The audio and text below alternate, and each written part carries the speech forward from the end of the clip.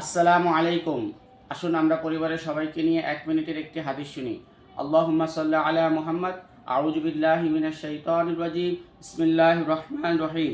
হযরত হারেসা ইবনে ওয়াহব রাদিয়াল্লাহু আনহু বলেন, আমি নবী করিম সাল্লাল্লাহু আলাইহি ওয়াসাল্লামকে ইরশাদ করিতে শুনিয়াছি, আমি কি তোমাদিগকে জান্নাতি কাহারা এই কথা বলিব না? অতঃপর নিজেই ইরশাদ করিলেন, জান্নাতি হইল প্রত্যেক দুর্বল ব্যক্তি, অর্থাৎ আচার আচরণের ক্ষেত্রে যে ব্যক্তি বিনয়ী ও নম্র হয়, কঠোর হয় না,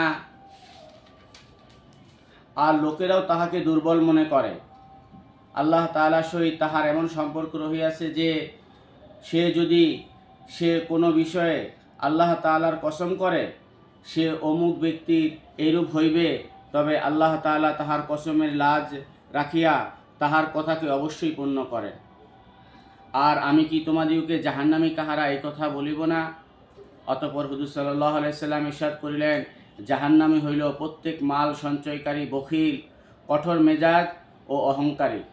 বুখারী শরীফ থেকে বর্ণিত হাদিসটি। আল্লাহ তাআলা আমাদেরকে এই হাদিসের আযাব থেকে আল্লাহ তাআলা আমাদেরকে হেফাজত করেন এবং আল্লাহ তাআলা আমাদেরকে সৎ কাজে আদেশ ও অসৎ কাজে নিষেধ করার তৌফিক দান করেন এবং কোরআনে পাক থেকে যেন আমরা প্রতিদিন একটি আয়াত হলেও তেলাওয়াত করি। আসসালামু আলাইকুম।